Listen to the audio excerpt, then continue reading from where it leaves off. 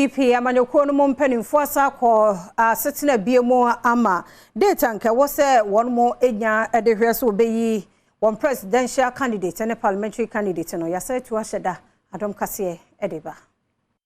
Twɛtwɛfo pani de ma NPP amanyɔkuo Justin Premtobre Kasee na wɔne nsɛntwerɛfo ehia atwetwe nkɔmɔ wa bra na amanyɔkuo no mu mpanimfo akɔtena ase ayɛnhyiamu so wɔbɛhwɛ na wasi gyinaye wɔda wɔbɛtɔ aba eyi wɔn mo obetu frankaa wɔn mo obegyina mmarahyɛ bedwa akonya no wabato mpɛsua so ahodoɔ wɔ man mu ebrenhyiamu no bɛwie no wɔn mo antumi ensi gyinaye a wura Justin Premtobre Kasee ɛkyerɛ sɛ yɛnti mu antumi ensi gyinaye no ɛne sɛ amanyɔkuo no agidi sɛ ɛsɛ sɛ wɔn mo ɛtoato adwene na wɔn mo a wɔwɔ mnasepo bi ɛfa ɛda no ho no wɔne wɔn nyinaa bɛtena ase na wasiesie nneɛma sɛ de obehu dapoche obetumi ayesu ha ebeboa ma obi biara ne ho bɔn mu no so ebenya akomatoye mu na nkabom akoso wa amanyɔkuo nim timelines for parliamentary and presidential primaries no na the mechanism from steering committee to national executive committee to national council ye nyina akọ adwe benkrom se yentu ye boase na yem build the bronu friend consensus say be ya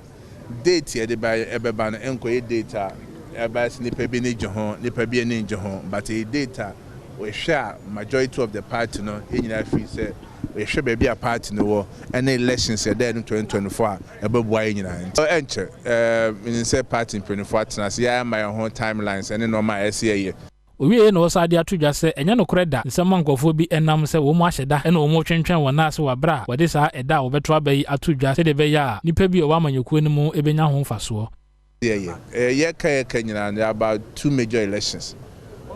omo a be you omo se o megyina ma hwe begya maye ene omo a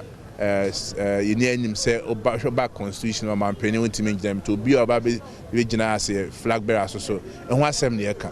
sad dates ni nya hia sebi owo position a normal ye different from say wa bem ye wo oman ya se toto normal e ma Ghana for say dwuma me share nsa ya ye and now so ye sa nim say sa elections a eda ye nim 2024 enti ye no ye hwe nim ye nyina kwan be fa so a ye betoto ye normal ye a amemu na ye hyehyɛ no and the end distort no and after say elections start there no so and so and so be kai ho na ye akai wo se no ma ye no e say ye hwe sa de no nyina nti we ye hye say e koso